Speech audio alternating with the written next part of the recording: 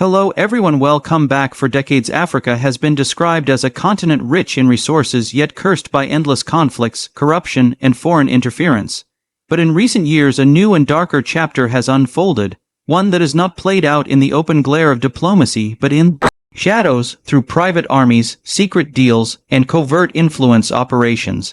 And at the center of this story stands Russia, a power that has quietly expanded its grip across the continent. Not through traditional armies or open alliances, but through the shadowy networks of the Wagner Group. Other state-backed mercenaries offering regimes fragile from civil wars or threatened by insurgencies a lifeline of security in exchange for access to the immense natural wealth of Africa.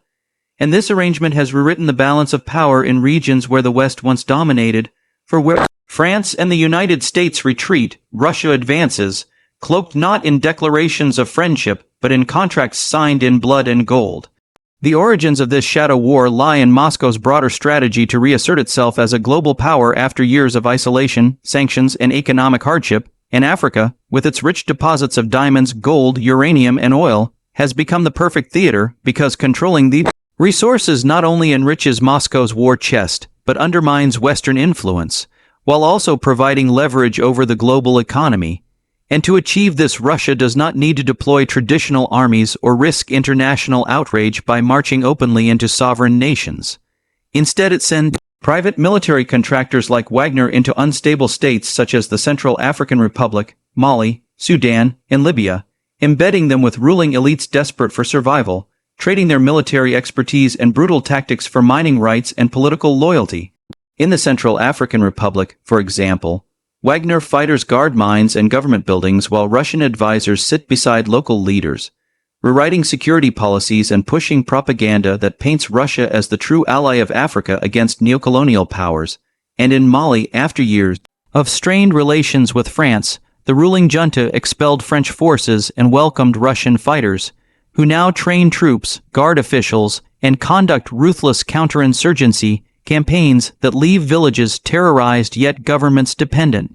Meanwhile in Sudan, Wagner-linked companies exploit gold mines that funnel wealth back to Moscow, bypassing sanctions and funding Russia's war machine in Ukraine, creating a pipeline of resources that flows from African soil into the Kremlin's coffers, even as ordinary Africans see little benefit and continue to suffer under authoritarian regimes propped up by foreign guns.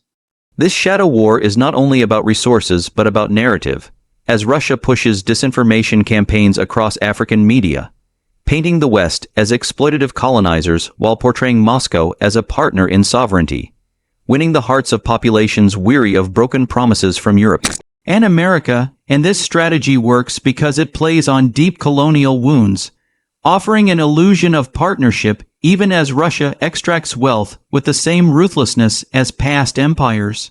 In Libya, Wagner has entrenched itself in the chaos left behind after NATO's intervention, backing strongmen and securing airbases that not only give Russia leverage in North Africa, but also a strategic foothold on the Mediterranean, threatening Europe's southern flank and across the Sahel region. Wagner's presence destabilizes democratic movements while empowering juntas that pledge loyalty to Moscow in exchange for survival, creating a belt of influence that stretches from the Atlantic coast to the Red Sea. Yet, the shadow war comes at a terrible cost, because Wagner's methods are infamous for brutality, mass killings, torture, and human rights abuses that leave communities traumatized and silence dissent through fear. And while Western governments denounce these actions, their declining presence on the ground leaves a vacuum that Russia eagerly fills, turning once pro-Western states into clients of Moscow. For Russia, the benefits are immense: cheap access to critical resources like uranium for nuclear power, gold for financial resilience, and diamonds for trade, while also building a network of military bases and political allies that can support Moscow in international forums such as the United Nations, where African votes carry weight. For the African leaders who partner with Russia, the appeal lies in the guarantee of survival. Wagner provides elite protection units that guard presidents and crush opposition, allowing rulers to maintain power even when their people demand change, and in return these leaders grant lucrative mining concessions and allow Russian advisors to shape their national policies, effectively trading sovereignty for security. What makes this shadow war particularly dangerous is its deniability. For Moscow can claim Wagner is a private enterprise beyond state control, even as evidence shows coordination with the Kremlin, giving Russia the ability to operate in the gray zone, profiting from exploitation while avoiding accountability. This deniability also makes it hard for international law to respond because traditional diplomacy targets states, not mercenary networks, and so Russia thrives in the ambiguity, expanding its empire without openly declaring it. But the consequences are global, because the resources extracted from Africa do not remain in Africa. They fuel Russia's resistance against Western sanctions, prolong the war in Ukraine, and strengthen Moscow's hand in global negotiations, while at the same time undermining Western influence, creating a new geopolitical reality where Africa is no longer the backyard of Europe or America, but a contested battleground of shadow powers. For ordinary Africans, the reality is darker still.